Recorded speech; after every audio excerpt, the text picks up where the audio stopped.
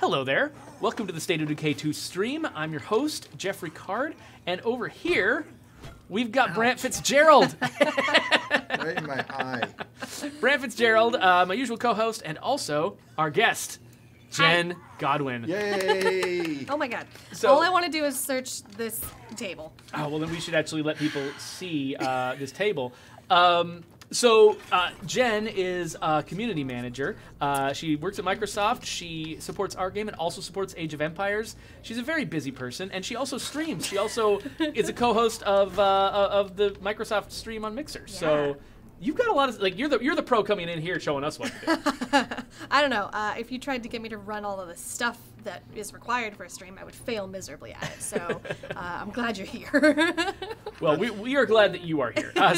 So prior to the stream, Megan solicited a bunch of questions from our audience, and so we've got a bunch of those queued up. We'll ask you one here and there throughout the stream, but mostly we're here to get some food for my starving community that is they're just not dying. happy. They're very, very, very unhappy.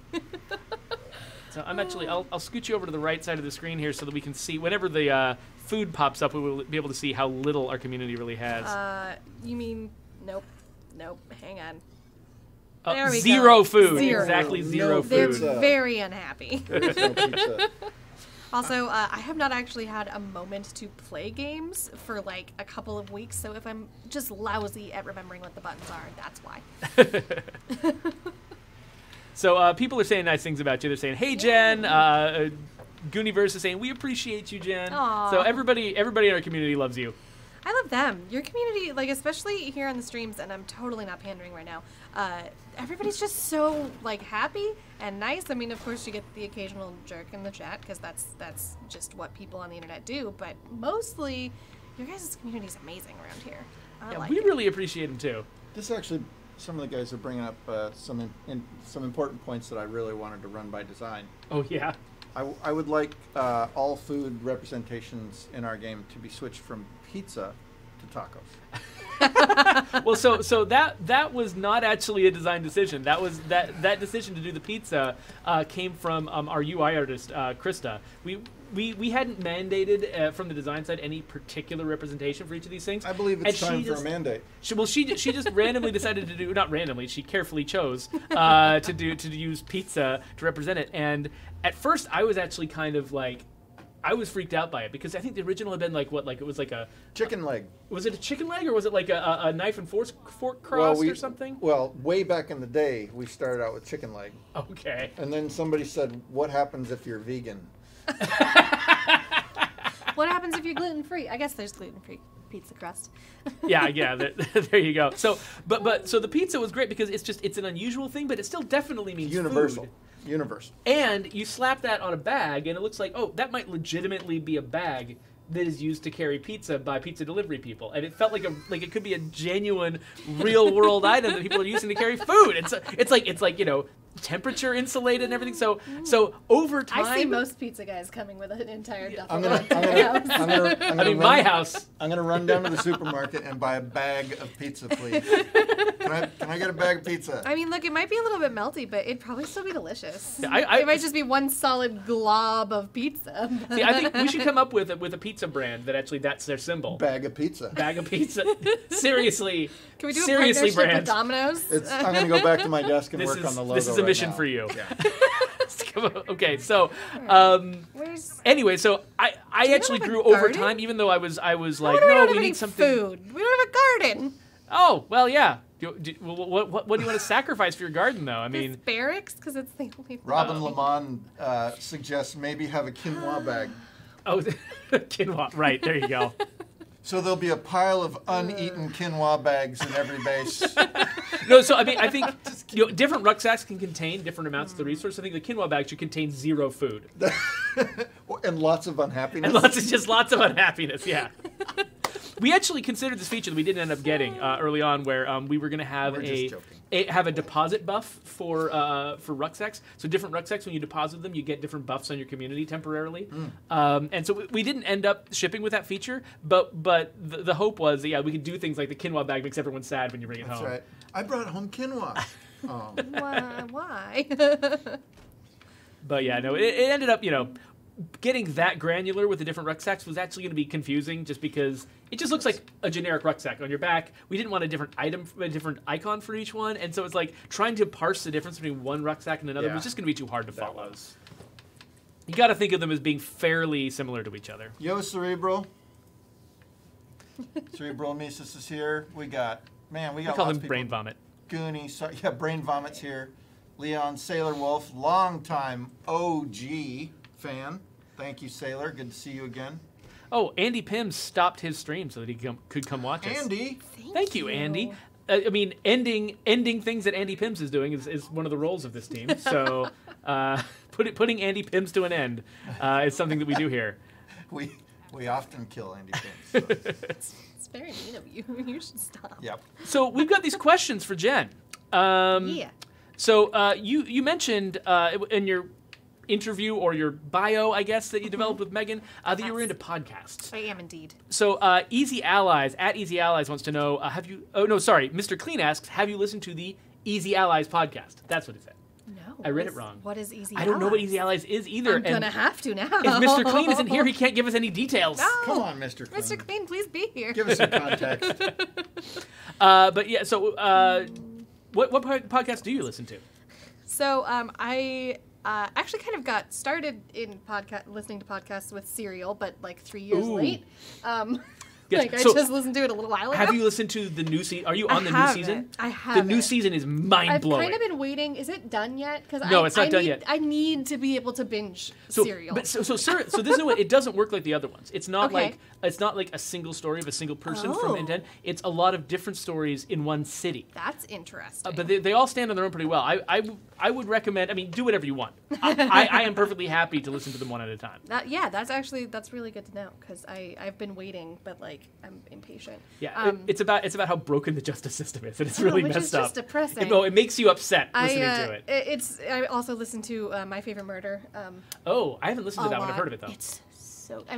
It's not for everybody, because it's you about like murder, true crime. Is what you're Apparently, saying. I like murder and zombies. That's pretty much it. But I basically I liked Serial because it was just very, engaging. I like My Favorite Murder because they're hilarious people. And I kind of just want to be their best friend. So. Blaze Experience says, I heard there's a State of Decay podcast that is I've heard that too. We should watch that. For those who don't know, The Blaze Experience is the name of a State of Decay podcast run by The Blaze Experience here in our chat. So yeah, definitely go check that out. I listen to it every Saturday to get feedback on the game, and sometimes I go back and I make changes to the game based on what I hear Blaze say. So don't tell him that. Oh no, he already knows. He already knows. I've been consulting with him on various things. He's very good at distilling information from State of Decay and evaluating and comparing, different weapons, different facilities. Like if you really want to get an in-depth look on what makes up the content of State of Decay, Blaze Experience is a great place to go. Liz, okay, I'm gonna murder this name. Janetchko? Mm-hmm. Is that pretty close? That sounds right. I'd say Janetsko. That's what I would say, but I don't know. Are there any? I love the 8-pound bag of herb sack. Well, I mean, considering where they're getting those, like restaurants and stuff, you get those huge, big, that makes sense. Industrial-sized things of chili powder. Just everything, yeah. It's also what fills my kitchen, because I figure if I'm going to go to the store and buy herbs. You only want to do it once in the next 3 years. Yeah. So half my cupboard space is actually the giant size oregano. That's just mine, nothing but only but for salt and pepper. It's pretty much all. You just have a salad made out of oregano. Wait, who? Come back here. So come talk to me. So Jen, Matthew wants to know, what do you like best about working on these fun games? Everything. Again, it's gonna sound totally like pandering, but it's the people and the community. I wasn't a fan of Age of Empires before I started working on it. I have come to love it recently, and most of that I think is due to the community that surrounds it, because they're fun and super into the game that they play, and it's amazing. It can be intimidating to develop for a really dedicated fan community, because they care so much. I mean, Age of Empires has been out for 20 years. There's so much to work up to, live up to. yeah, exactly. So what was the thing that set you on the path to being a community manager? This is a question from Boab Almighty. So I actually had a friend who worked at Microsoft Studios. She's actually not on the team anymore. She's gone to a different part of Microsoft. But I was watching her and I was hearing her stories about work and I was like, dang, that sounds fun. And so I decided to take a content management class at the UW. I got a certification in, I don't know, being a community manager, sort of. And that's the story. That's just how it happened. That's awesome. It's who you know. It's who you know. And it's watching your friends have really cool jobs and being jealous and deciding to go do it too. So, do you have a favorite genre of game? Ask Coconut Kid. I was telling Megan, I was like, I read this question. I saw this one on the Twitters. It's so hard, guys. I love all games. I'd say my favorites are shooters. You know, shooters and like adventure games. Like basically, State of Decay is my type of game. Is there a particular shooter that's your go-to when you just want to blow off some steam and kill some things? I mean, State of Decay now. Honestly, it was Overwatch online with my friends, but my PC has gotten just like so out of date that it can't handle it anymore. And I think my favorite. So is this Sombra hair that you've got? Or? Yeah, sure, we'll go with that. I'm not cool enough to have the like shaved side. I just have an undercut in the back that can be easily hidden. But yeah, I really like shooters. I like Tomb Raider. All the Tomb Raider games are really fun. The recent ones. You and my oldest daughter would get along really well. Those are her two games: is Overwatch and Tomb Raider. I love it. I love it. We should be friends.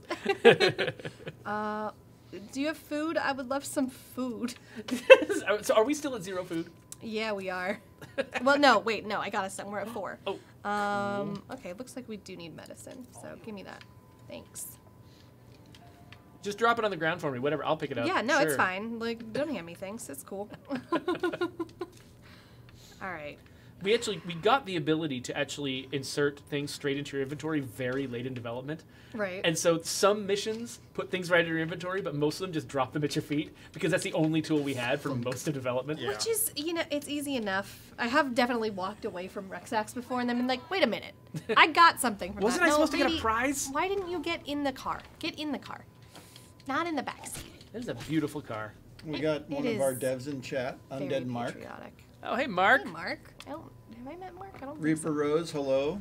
If you haven't met Mark in person, you should after this. Yeah. Apparently. He's a cool guy. Although I only have like 3 extra minutes of parking. Okay, you can just Because we're run. in downtown. And Seattle. that is Run for that it. is the one that is the one like area of law enforcement that they take Very seriously. very seriously. To be fair, it's in a wait, didn't I already get that food? Did I not find everything there? That was silly of me. Because that's going to confuse me this entire time. I'm not going to do anything in this stream besides fill up your food Oh stores. no, that is fun. I mean, I actually will be more entertained if you do nothing in the stream but try and fail to fill up our food stores. Honestly, that's also probably going to happen. You're almost out of gas too. I which is am, but great. I have some. Oh, you do have some? I'm just Okay. burning it all off before I put any more in. I'm going to be a little bit dumb, and I'm going to not go on the roads. Yeah. Reaper Rose pointed out that there's a food market below the Plague Heart on the map. So next time you're looking at the map, if you're searching for food, apparently there's one there. But then I'd have to deal with a plague heart. Well, that's true. No one wants to see me fail at that. No, get out of the car. Where's my gas P1 Gamer tank? says, "Hey, Geoffrey." So, hey, P1 Gamer. Where's my gas tank? There it is. Okay. So Liz Janetsko wants to know, what is your favorite weapon in the game? Well, I'm dreadfully behind on Daybreak, which is just real sad. Well, good. You might have an unconventional favorite weapon then. Let's see. I mean, I stick to bladed weapons mostly. I actually really like what I have right now, the like lawnmower blade knife thing. Oh, yeah, that because thing's it just I just really like chopping like zombies' legs off. It's real fun. So pretty much. Wait, how did we already go through 4 bags of food, guys? No wonder they're starving. You need a lot of food. I think we had a lot of people. They fought You pretty do have, hard like, over the 9 last people. 4 slices of pizza. That's something we should have implemented, just like cage matches over the last drop of food. That one. Great. Okay. In a game with permadeath, You have your own people fighting each other for the last slice of pizza. I mean, I feel Perfect. like that's what would happen in our real world. You know, we've all seen that zombie TV show. Zach Peterson said, grass cutter and the Eternal Guards all the way. If you've got the ammo, the Eternal Guards is a street clearer, that's for sure. That's pretty great. What? Oh, did I lose a door? I was like, why can't I open my door? Because it's not there. Oh, boy. So we've got a few different people asking questions about like future content and upcoming news and stuff like that. If we don't have anything that we can share right now, but the next time that we'll be really doing kind of a public announcement of anything is going to be at EXO 18. We're going to be present there, so we can't say anything about what exactly we'll be talking about. But EXO 18 is in Mexico City, November 10th, and I assume Microsoft is going to be streaming something, maybe on Mixer. We'll have a solid answer about that hopefully later today. But keep an really, eye on Mixer on November 10th. And you might catch a glimpse of us. That's the first time we might be able to say much of anything about the future. So Cerebral Mesis's favorite weapon is Skull Splitter, question mark with a smiley face. The story behind that is there is a real sword in our office. Oh. In one of the offices that Cerebral actually sent us, and we put it as a veiled threat, a thinly veiled threat. Right. Like, put this in the game or else? There are now 2 swords that are based off that sword. 2 swords in game. That's One of them is awesome. Skull Splitter, That's so. really cool. I feel like it might be weird of me to say this, but I actually, my parents had this sword that was like mounted on their wall. I currently go to like a bunch of Ren fairs and stuff, so I feel like I'm around swords probably more than your average person. Darth Necron wants to know. So Darth Necron sent an idea to me on Twitter about having a new freak type that was a cowboy zombie that shoots you with 6 guns. No. Far away. So the problem is with That sounds terrible. Zombie lore can be very complex, and one of the difficult things is trying to figure out ideas that actually fit well within zombie lore. And one thing that zombies never do is use tools. They're just not into, like, there's not enough of a brain there. And so if we were to do at any point a zombie with a ranged attack, it feels like it would have to be something instinctive, biological, not something that requires them to, for instance, spin and reload the chambers of a revolver in order to do it. Or maybe they could have. He just gets 6 shots. Like, yeah, they could have revolvers, he has 6 but they shots can't and do it's it more gone. than one. Like, well, why didn't he fire them a year ago when he first became a zombie? Maybe he's just been really unlucky and hasn't found any survivors yet. But I gotta say, that does actually sound like a really cool idea. The thing that I would expect that to see an idea like that in a game like Darkwatch, or like something that's got more of a cowboy and maybe vampire vibe to it, where Yeah. you've got intelligent undead that are manipulative. Now it would be doable if like we have NPCs that are soldiers or something and they die. They die and right in front of you, and and they still got their change, guns. They stand up and Yeah. just like randomly start. Yeah, it's not so much shooting at you. Yeah. It's just like Shooting near you, causing all kinds of problems. So it's definitely, I would say, it's definitely a good idea. It's just what I'm doing is walking you through the process of what we would have to, thought process we would have to go through if we came up with that idea Our here. systems don't support zombies like manipulating anything Yeah, other really, than their jaws and their, eating your spleen. But we appreciate all that kind of feedback. I mean, you normally we can't. It's tough when people make suggestions that they're really passionate about. Like, you want to just be like yes to everything, but it's tough because a lot of people around here also have ideas, and we have to say no to like 95% of the ideas that come out of this place. Yeah. And so it's kind of tough. But if you do want to know, like what ideas about things we might be doing in the future, definitely stay tuned, and particularly maybe watch whatever comes out of XO18. XO18 is going to actually make several people in chat happy already. So, So yeah, please stay tuned. Yeah, so I'm really glad to see that that we're doing these big like large scale conferences in Latin America. I don't think this is the first one I've heard of. I'm very jealous that I can't go. Yeah, me too. Yeah. I wanted to go too. Yeah, I think my passport's expired. I need to catch that up. So if opportunities like that come up, I can seize Well, when them. I heard they were going to Mexico City, I pulled my passport out and I said, "Valid." Can I load anything So yeah, else so in my nothing guns? new on Oh. any future DLC right now to talk about, but we might be able to talk about things very soon. So keep paying attention. That's right. Yeah. Yep. So Blaze Experience wants to know if you've managed to get your first win in Daybreak yet. No. Look, That's don't okay. actually think I haven't done a solo win either. I don't think so. I've actually had a chance to play since I played with you, Blaze, on the Microsoft Studios live stream. I've been too busy. There's a lot going on around here. Like Rip my door off, lady. my own personal stream. Like I used to stream like every day, and these days it's maybe twice a week at the most, just because there's just so much going on, so much to do. You know, we got a lot of work here. Even when you don't see a lot of stuff coming out of us, there's still a lot of work going on in the studio. There's a surprising frenzy of activity here. Yeah. The thing is also like I Age of Empires and State of Decay are the games that I work on that I can talk about. There are other things happening in the background that I do that take up a lot of time. Where Megan? Again, stay tuned. That's all I can say.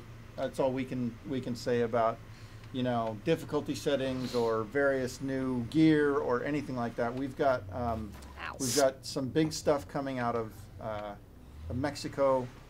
When is it? Next week? It's November 10th. Yeah. Oh, so it's a couple days. Yeah, like it's 3 really days. close. Yeah, I think the days. people that are headed down there might have already left the building. Okay. So It's gonna be busy. So yeah, and Geoffrey and I every day wish that they would let us talk about what we're doing, but you step into some troubled waters if you start making promises that eventually you change, because game development does that. Yeah, it does. We learned a valuable lesson from other developers who have promised the world and delivered nothing. Not the world. That's right, not the world. or even deliver great stuff, but it wasn't exactly what they said. exactly It what didn't they turn out said. exactly what they wanted to be. And when you say that stuff, it's not like you're lying. Most of it. Usually, you're just saying, "This is what I hope we're making, and this is what I believe we're making." But also and then that later on, changes. reality. Something sets about in. that didn't work, and you know. Yeah. And people treat it like a personal betrayal, and so you got to be very cautious. Yeah. I went the absolute hardest way ever to get You back to did. this That was threading quite the needle. Made it though. So I'm actually I'm going to be out of the office next week when we do the next stream, and so so the current plan is that it's going to be that Jeff Solt is going to be in here with you. It's not solo. It's not solo. It's going to be you and Jeff Solt. No one can handle that. And everyone here wants to just see this ugly mug all day, right? and an unannounced guest. Get out of the way. And we'll probably have a lot to talk about next week. So if you're here, if you're wishing we were able to say more and show more. Set your calendars for next week. There's a lot we'll be able to talk about then. I don't want those. Oh yeah, so Undead Mark is saying we have a Jeff exchange program here. I can only be traded for other Jeffs. We've got 3 at the studio, Seems so legit. We can only have 2 on stream at the same time, or else there will be some sort of a singularity. yeah, that's like if Jeff Strain We're had making showed up desserts during now? the VR stream that we did last week, my that would have goodness. been a disaster. Yeah. It would have been like Alright. everything that happened in the book, The 3 Body Problem, would have happened, and it would have been the worst. Just teleport Reaper Rose wants to know who inside your favorite the- character in the game is, Jen. In this game? Yeah. Is okay. there a character of yours that you love, or is Yeah. there like one of the shared universal characters that you really like? So the Dude, there's such a thing as soldier- personal space. No, you can't I'm do that. inside of it. No, it's fine because that's Ricari, and I know him. I was gonna say, and it's it's fine. Ricari might not be comfortable right now. I should. Where's my other follower? Get out of here. I don't want to talk Wexler. to you anymore. Oh, Wexler. He never takes that thing off. He sleeps in that thing. She's Yeah. fine. No, come here. Why can't I talk to you? So, but favorite yes, character. so the soldier that's waiting for you at the top of the dang it, at the top of the ladder. Oh, yeah. In like the very first tutorial. Tutorial, yeah. I had her. My character's name was Rails. And I Rails? had her Rails, yeah, for like 3 playthroughs, and she died, and it was so sad. But no. she's still my favorite. Do you know why her name was Rails? No idea. Yeah, I don't remember what that nickname was associated with. Do you? Now, here's a question, just feedback for my work. When a character has a really weirdo name, do you attach to them more? I feel like it makes me remember them more, for sure. Like, I mean, maybe, sometimes they're still, like, jerks, and I'm like, stop, starting fights or whatever. Like Wexler here. It's perfect timing. But... What are you doing? Yeah, I'm just standing on a zombie, apparently, Okay, and I was stuck in couldn't the tell. fence. I couldn't tell that was a zombie. I thought that was What's a happening? person who I had knocked over with the door, but no. All right, is that guy still alive? No, he's good. But yeah, she was my favorite. She still is my favorite. Well, that's cool. I mean, so I like it. I like it when people's favorite character is somebody who was largely procedurally generated, and that the character kind of came together in a way that made them like him. Yeah. Well, one of my favorite things about State of Decay 2 is the stories that I make up based on the system that you made for, their backstories and all that. Just through their traits, I fill in so much. It's like, oh, he used to deliver, whatever, and he hated his job, and that's why he's so mad all the time, whatever. So and Andy Collins, actually, who sits next to me at the office, he recently got a character who's they were a former burglar and neighborhood watch. And we couldn't decide if the story was they used to be a burglar, and so they used their former burglar know-how to stop other burglars as neighborhood watch, or if they would patrol the neighborhood watch, and case all the houses. I like either one. Yeah, they're both good, right? Probably a mix. Hansel Adola wants to know, Jen, Yeah. does your job keep you busy 24/7? Are you able to turn off your phone or whatever and get away from it, because the community is happening all the time, whether you're at work or not? It is. So I don't let it, but it very easily could take up my time 24/7. At Microsoft, this is going to get way too complicated, but there's kind of two levels of employees. There's a vendor, and then there's an FTE. FTEs are paid far more money to be on 24/7, basically. And so if I get that job, I'll let myself look at my phone 24/7. Not until then. I think we should stop the show here for a second. Undead Mark made a statement saying, I had to delete my Brant character. I wept. What? Oh. He had a character named Brant? I need Do you need to leave? I need to. Okay, that's fine. There's some wall-to-wall counseling that has to happen. Except Mark is about twice my size, and so I'm not going to do that. Mark, don't hurt me when I get back to my desk. So we've got this set of speed round questions submitted by Bill Whitfong. Yes, bring it. Okay, so I don't understand all of them necessarily, but maybe you will. Feel free to say pass if a question makes no sense to you. Okay. Okay, so here we go. Who is just the worst? You can say Brant. It's fine. You won't be ashamed. Do I go political? I'm gonna say Brant. So Brant, you are second place to someone in the realm of politics.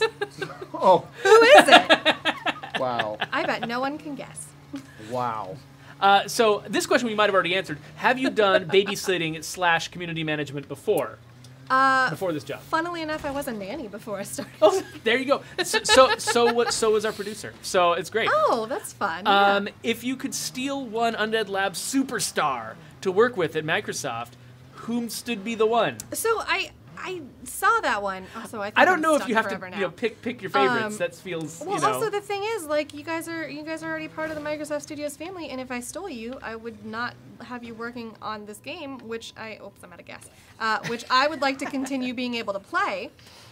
So I kind of need y'all to stay here. So though I gotta say, if we were to steal someone from the larger Microsoft, group to bring in here, maybe it would be you. I mean, I'd be in. So. All right. What is the best Age of Empires 4 culture? Trick question. That's not out yet. Thanks for the follow, BFD Brandon. Have you ever played the Age of Empires board game?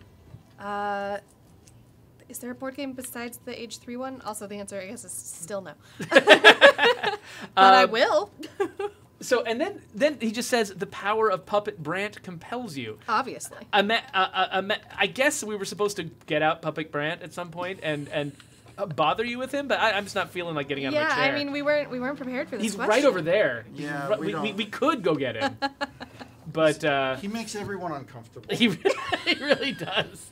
He looks uncomfortable. He does look uncomfortable. He looks kind of happy with his situation, actually. The look on his face. And I know, for the record, that most of you would rather see this than this.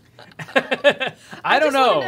Is that based off of a real outfit you wore once? This is based on, yes, there was an actual stream in which Brant dressed up in this outfit and did a dance. The grass skirt and all. Yeah, the coconut bra. I think there was a T-shirt involved as well, so it's not quite accurate. I didn't. I mean, because that would be painful. Though, Carol did include the chest hair. The oddly crafted chest hair. The underbeard. Did my friend in my car? Look at it. It's like a continuation of your beard. That is a really, It's a bib. It's a bib. It is. So you got your soup catcher right here. All right, what do I do? And then any runoff goes down here. Is that here? Yeah. And you just go, sort of like Get off that. my car. Anyways, So, could you describe how you'd tackle 50 message board pages before lunch? Panic? Is that a lot? I imagine that's a lot. I mean, I feel like that's a lot. I guess it depends how many posts per page, but I mean, even with one, that's a lot. So panic. In real life, would you rather have gunslinger, swordplay, or discipline? So I saw that question too, and I had to remind myself exactly what all those did. And I gotta say, I think discipline, because it gives you like a stamina increase, and I'm terribly out of shape at the moment. So like just getting a jump start on like needing to exercise or whatever would be real cool. It is the one that seems most relevant to our actual daily lives. Yeah. Like, discipline seems like it actually, it's something that you could use in your real job. Whereas Yeah. if you're using gunslinger and swordplay in your There's real a problem. job, there's only a few jobs in the real world right now that take advantage of those skills. And it's not my job. Definitely not mine either. How long have you been with Microsoft? A little over a year and a half. Oh, cool. Yeah. And what is your favorite fan interaction in the State of Decay community? Like ever or Some in general? favorite thing you remember? It doesn't have to be your absolute favorite. They don't have to win necessarily. I mean, being here for the launch party of State of Decay 2 was pretty freaking fun. that was Oh, fun. yeah, that was good. That was Where a are good my night. parking That's where I met spaces? P1 Gamer. Yep. Yeah. He sat P1. on that couch over there with me. Yeah, My- no, my that was arm great. just We got had to enormous. burn that couch, P1, by the way. I'm just letting you know. Yeah, it's over there, but Yeah. it's just a charred mess. Yeah, no, now. it's an urn. I'm pointing at an urn right now. Is that all the speed That was questions? you got through the speed round. Tiger Wow. Buddy, thanks for the follow. So let's see here. Multiple Blackhawks. So Mr. Dart actually wants to know, on a broader level, what is your favorite bit about community managing? Management. Honestly, it's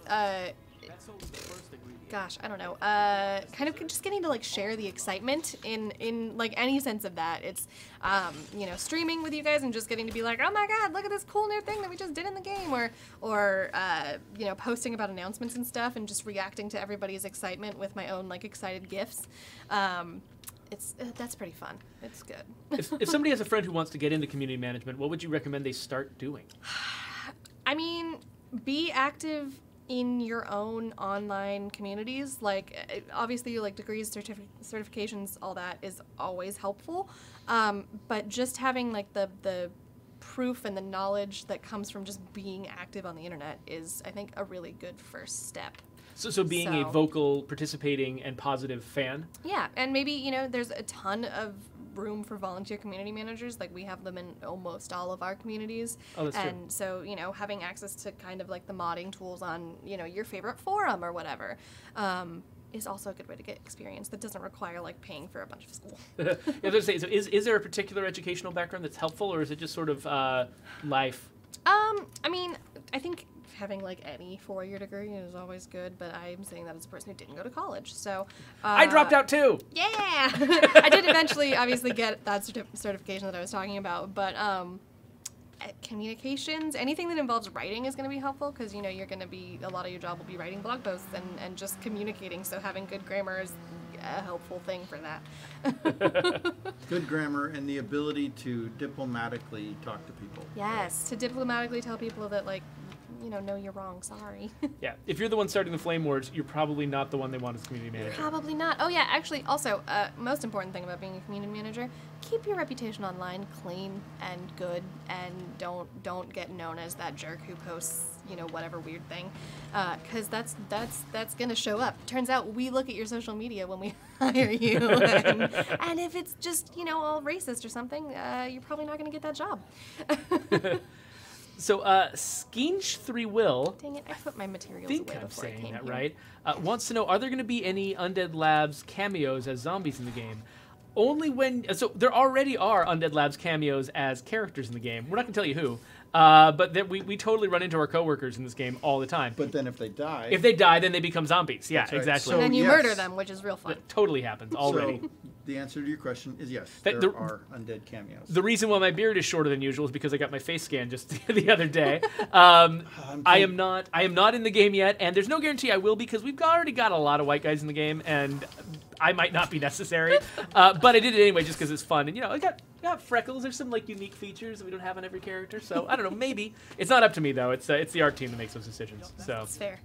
It's fair. K-Sizzle has a trap for us. Oh, He asks, what would we add to the game? I think that might be my least favorite thing about being a community manager is like that, and like, you know, how we were talking about people with good ideas earlier, is you can't really publicly be really excited about something because some people will take that as a confirmation that it'll be in the game eventually. Yeah, exactly. Yeah, so, and the thing is, the things I am most excited about putting in the game are the things that genuinely might get into the game later. Right. And I can't scoop those. It turns out we need the announcement to be more special than you just being excited about them. Yeah, no, exactly. So, What was going on there? Did You you see know, that they were zombie just- fly Oops, through the that's air? a person. Sorry, didn't mean to almost cut your head off. You know, it's fun. Good physics. Well, we've always prided ourselves on having exact real world physics in State of Yes. Decay. Yes. so Wow, you're so far away. Do we have anybody with a driving skill? Because that'd be great. I don't know. Oh, yeah. Or any Red Talon people with mobile operations. Which kind of Red Talon guy do we have here? What's Wexler's specialty? What flavor? Firearms. Yeah, firearms. Okay. Yeah, that makes sense. Not that helpful. No. Not with cars, anyway. It is helpful, just not with cars. So down in games, I accidentally skipped this question a while back. It says, what's the best things to learn for game design? Any tips? And still playing this awesome game. So thank you for the compliment of the game, first off. We appreciate that. And then if you're looking for tips for, is it for how to become a game designer, how to become a better game designer? There's a lot of different ways to tackle that question. So a big part of it is playing games analytically. I mean, the thing that trained me to be ready to be a game designer was the fact that my dad was a game reviewer when I was a kid, and he would get me to play games and explain to him what was good and bad about the games so that he could write his review, because he didn't have time to play the games. So he would not play them. He would just write the reviews of them based on my feedback. And he would pay me like $20, and then he'd get paid like $200 and whatever. That would work. But no, I'm kidding. I think it was Stealing from... It was a little fairer than that. I think I'm exaggerating, but playing games and then being able to articulate, what is working and not working about them is sort of the biggest sort of first step when you're first considering being a game designer. What's really valuable, and so participating in Looks fan big communities in discussions about what makes a game work and what doesn't, like things like the Blaze Experience podcast. He does a lot of that kind of analysis of, he'll do things like he'll rank all of the best melee weapons in the game, or he'll rank the facilities or something like that. But in order to rank them, he has to think about balance. He has to think about like which thing is more important than which other thing, which feature matters more than another feature. And listening to that, I mean, that is the kind of work that game designers do all the time. So if you're just thinking about it, how to initially become good at the skill before you start pursuing it as potentially as a career, that's what I'd recommend, is get involved in communities that discuss games a lot. Yeah. And then put a lot of time into really sort of writing down, not just thinking about, but writing down in a coherent way what makes a game tick, what makes a game work, and that'll make a huge difference. It's totally how people cannibals? How we start catching on to people too is and the streams as well. If you have a well thought out, I mean, you can dislike things about the game and talk about that. But as long as it's a constructive and well thought out argument, we're still going to pay attention and follow. Just having a well thought out argument about anything that either you agree with or disagree with is going to catch our attention. Like Undead Mark, who's in, I don't know if he's still in chat, but he spends a lot of time following different streams, and he will call out to us the people that we need to then go check out. When people find problems, or when people are struggling with something that isn't working for them, like he'll call it out to us. Yeah, and we've actually found some great friends through that. Mr. Dart and Reaper Rose.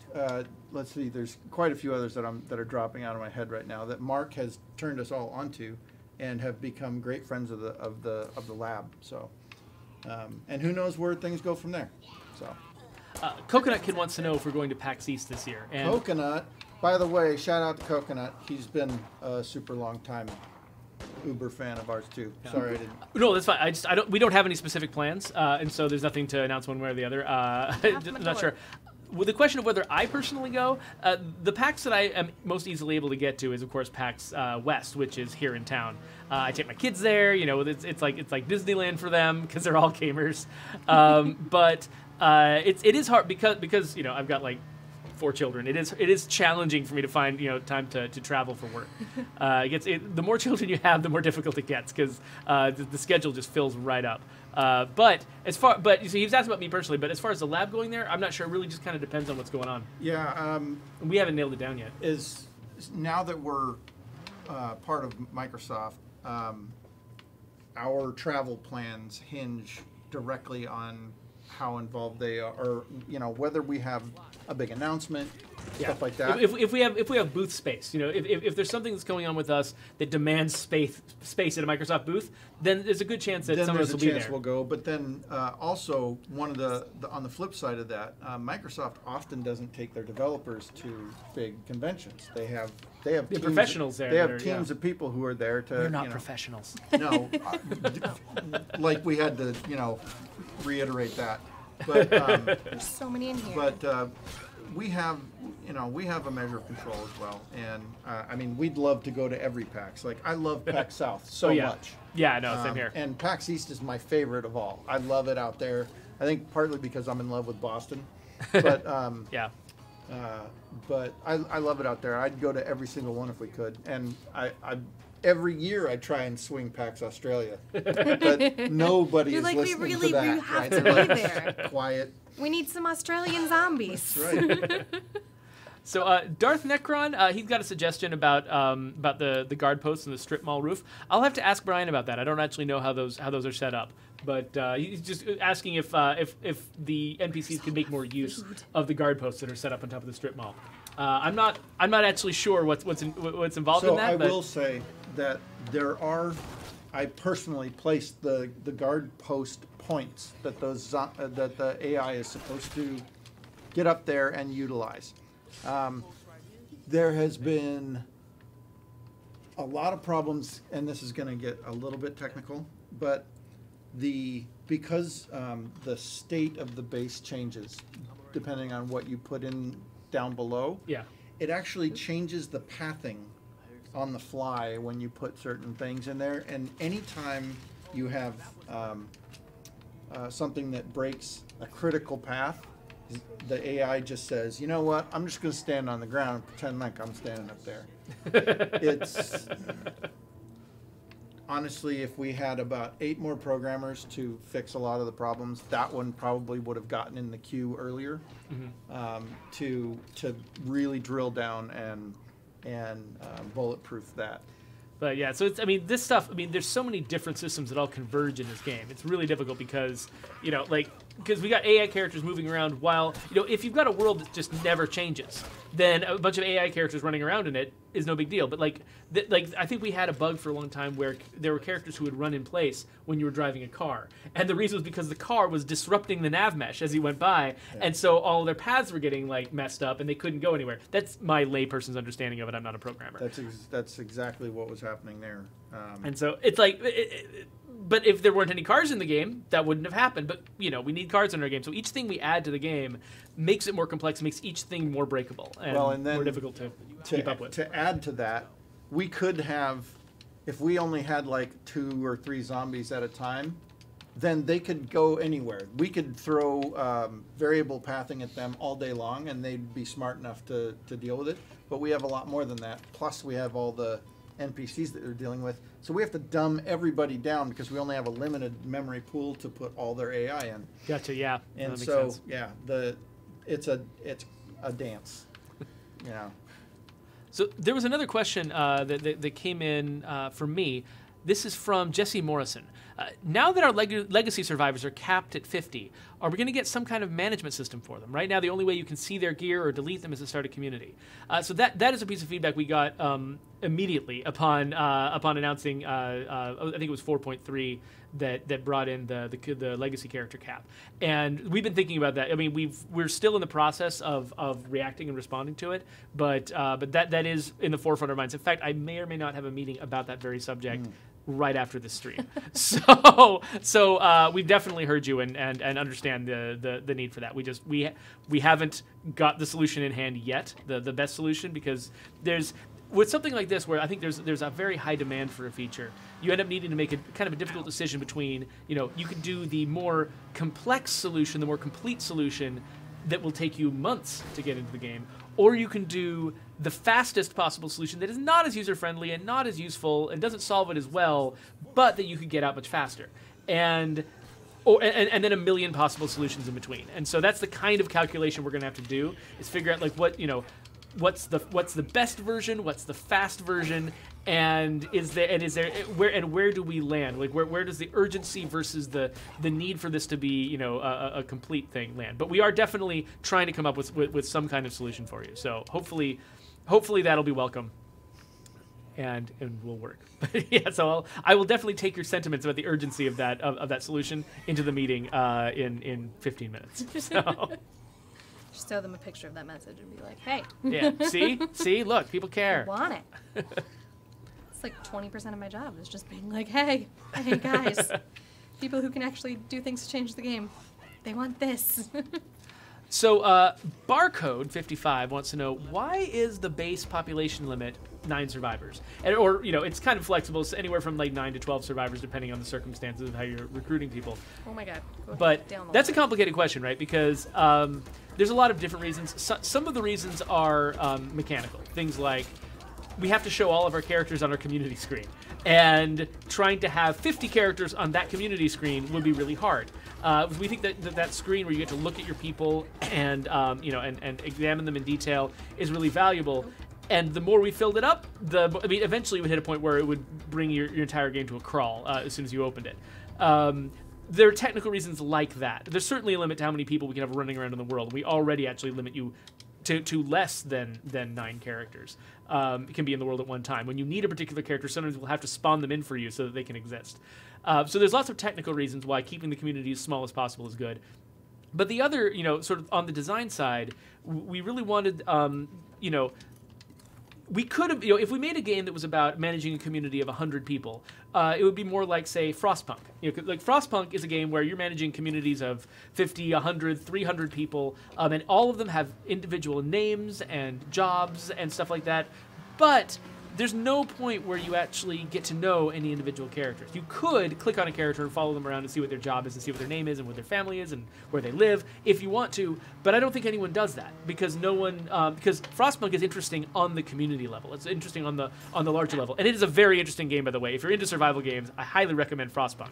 But I was going to say you may have triggered Dart there because he played a lot of Frostpunk. Yeah, but zooming in on one particular character is never very interesting in that game. Except for just fulfill some idle fancy you have about maybe who's this, but in our game we really wanted to lean as hard as we could in the other direction. We want each individual to matter because when people die in Frostpunk, it's a statistic. Oh no, I lost 5 people. What will I do now? I needed those workers. In this game, we wanted to be like, I lost this individual. That matters. They were unique, and I understand that they were unique in a way that I can't replace them entirely. And in order to create that feeling, there's a limit to how many people you can your brain is not designed to handle a large number of people and treat them as individuals. And so we opted to lean in the other direction and have a smaller number of much more individualized people whose individual skills and events in their lives could matter to you. And so that's why we made that decision. So hard, he's now a permanent part of your car. Yeah, I've turned him into a hood ornament. I'm gonna cough for a second. It's gonna be weird. That was pretty normal. I guess it was kind of normal cough. You're right. Like a question. You didn't see what came out over. No, I'm kidding. No. A question flew by earlier. Yeah, we do not have we did not put LMGs in the light machine guns in the game this time. We were limiting the number of different weapon categories this time, and LMGs just didn't fit anymore. Oh no! Shoot! That being said, Everybody get out of the car. They now technically fall under the assault class. Yeah. So there's nothing stopping us from doing that. The only other reason why I didn't make any LMG guns for SOD2 were because early on we were talking about being even more ruthless as far as the amount of ammo that was available in the world. Yeah. And LMGs, by their very nature, go through boxes and boxes of ammo. Yeah. Do we actually? I don't even know if we have an ammo a reload animation for like a box of ammo. That's the other you thing, know. because we're better at, like, we actually have mag changes now and stuff like that. We didn't, and the animation budget is so tight that anytime you add a new type of like reload, by our old system, you were adding something like 70 animations. Wow. And so that's just memory we didn't have, and we're looking into a system change now that might allow us to be a lot more flexible. And so, stay tuned. Is all I can say. But yes, you're correct. There's not an LMG class, and if they do show up, they will be treated as part of the assault class. So, so I like Pie Guy wants to know, will there be a State of Decay 3? I love the series. Thank you for loving the series. We haven't announced anything about the future. We do that when Matt Booty acquired our company. He's the guy at Microsoft who is the boss of us and many other game studios. He said that he bought the studio specifically because he wanted to make sequels for State of Decay. Yeah. But exactly what those look like and when they would happen and what they would be, still very much up in the air. So we can't give you a solid answer on that except to say, Because we yeah, don't know. yeah, but we would love We to. honestly have no clue, because we're concentrating on supporting State of Decay 2 at this point. Han Solo Dolo wants to know, Jen, what is your favorite kind of taco? Choco Anything taco? with- Anything? I was just gonna try and just like choose the type of filling, but yeah, now it's a Choco taco. That's okay. I'd say that normally in Mexican food I go for carnitas because they're delicious. Yeah. No. I'm gonna have to go get tacos. Yeah, Yeah, I'm no, I really hungry. I like the triple threat taco at Qdoba. That's my favorite right now. I don't know. It's good. It's got like some really good cheese in there. I like it. Yeah. I know I'm not authentic enough for you, Brant. That is so. I'm not authentic enough. That is like Americanized, practically fast food tacos. Whatever. I like it. It's Still good. delish. That's fine. I mean, tacos are the United Nations of food. They Bring everyone together. They bring everyone together. So Down in Game Show wants to know. Down in Games. It's not the way that these things get pasted into my list. Sometimes I mispronounce these It's things fun. horribly. Down in Games wants to know, how does the Game Pass work for your company if you still want people to buy your games, or does it help? So Game Pass is an interesting thing because when you're involved in Game Pass, basically I think generally it doesn't cause more people to buy your games directly. It does cause you to have more people playing your games at any particular time. And so if you've got a game that really depends on having a large active community, Game Pass is really helpful because it helps you create that community of lots of people playing and talking about your game. And then the people who do want to buy and own the game long term, they've got more people to play with. They've got a larger community to interact with. And so that's really helpful. It does not result in more sales directly though, and so it's one thing that that's really nice about being part of Microsoft now is the fact that the question of whether or not we're directly profiting from each Game Pass user who plays our game, it's kind of a non-issue for us now. Whereas when we were independent, it could have been a little bit more of a worry. It's like it could have been a company breaker, right? I mean, seriously, if because Game Pass came about while we were in development, so that kind of thing hadn't even been discussed in contracts. And so if you're independent and all of a sudden a service shows up that you're going to be a part of, that just throws everything like in chaos as far as like, what does our future mean then, right?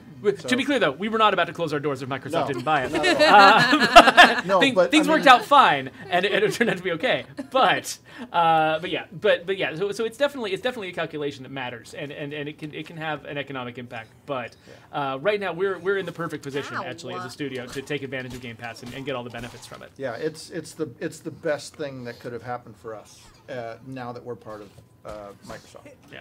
Because we just want butts in the seats, as they say. Because the more people that get to play this, more people understand what we were getting at and find the soul of State of Decay and love it. Yeah, and if you think of your game not as like an immediate, a quick cash grab, which is not how we think of this game. We think of this game as being a long-term franchise. We want to support for ages. You know, we want this to be something to be a brand that we build and that people love, and the next one that comes out, everyone's excited about it. It only helps us to be able to grow our audience, you know, as quickly and as effectively as possible. Yep. Probably, okay, we got one more question. I don't know what you guys' answer to this will be. Michael Mahoney wants to ask, have you guys played the mobile game Zombie Exodus Safe Haven? You guys know that one? No. I've played a few zombie games. Dead Ahead Zombie Warfare was the last zombie game that I played on mobile, and I really liked it. That one's worth checking out. I haven't heard that particular mobile game, though. There are a lot of good, interesting mobile games on Wait, about zombies do we have a out there. Brant? Is that the... No, we have a Brian. Dang it. Oh. We got Toro. Toro's my favorite name in this community, personally. I'm pretty into Wexler. Yeah. That's a fun, weird I name. feel like there was a character named Wexler in like something in the 80s. I can't remember what it was. Wexler's also just going to let himself get bit by that zombie right there. Blaze has a question for Jen. Jen, Oh, is yeah. it difficult managing the communities of multiple games at once? And maybe we've already talked about this. But No, I think we haven't No. directly addressed that. Sometimes it's, no, actually, I don't think so. I think that the difficult thing is, like, with Age of Empires, it's all one big community, but there's also definitely, like, some different factions in that community, and the only thing is kind of keeping track of how everybody's feeling. You know, are the Age of Empires 3 people happy? Are the Age 2 people happy? Are the Age DE people happy? About that. You have to deal with the various... Like multiple iterations of the game. Yeah. And imagine And if you came into some it, of them have been in Yeah. production for 20 years. So. and if you were not, you know, if you're catching up just now, like I mean, that's got to be a lot to bite off to try to understand not just a current game, but like layers of a game over time. I think my first like 3 weeks at Microsoft, we're just sitting down with Joe, the other community manager, who's been there. I think he's been on Age for. I'm gonna go with 3 years, but I'm not 100% on that.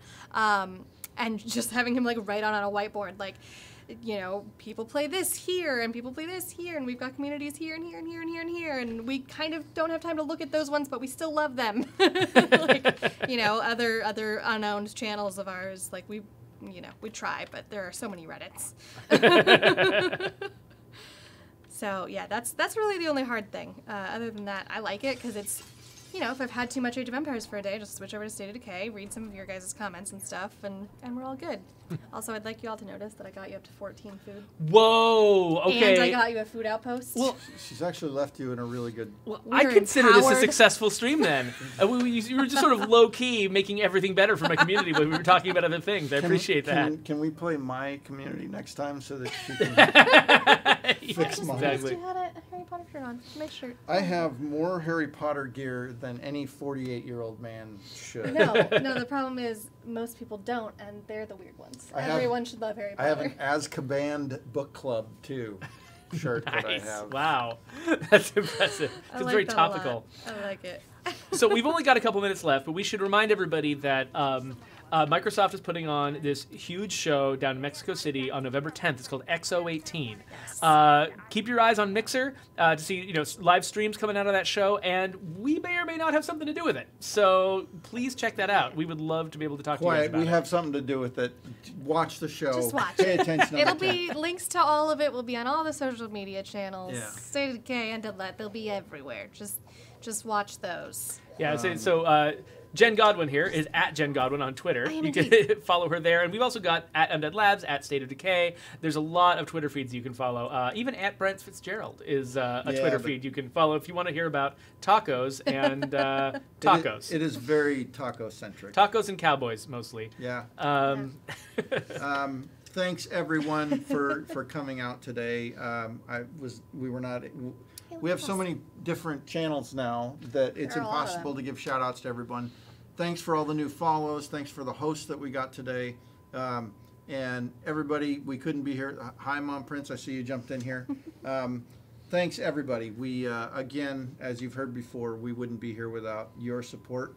And we love you. And stick with us. We keep trying to make it better. And watch the news coming out of Mexico City. And we'll be back next week. Yep. I So won't, but Geoffrey bye. will. yeah. So I will not be back here next week. Jen will not be back here next week. I'll be in chat though, 'cause Yeah, that's so- where I actually belong. Oh, that's true. So you can actually chat directly with Jen next time. Brent will be here. Jeff Solt, I believe, is going to be my replacement. But we're going to do a big show next week. After we've seen everything that we can share at XO18. So come back here in a week. We would love to share everything with you. And now we will say goodbye. Bye.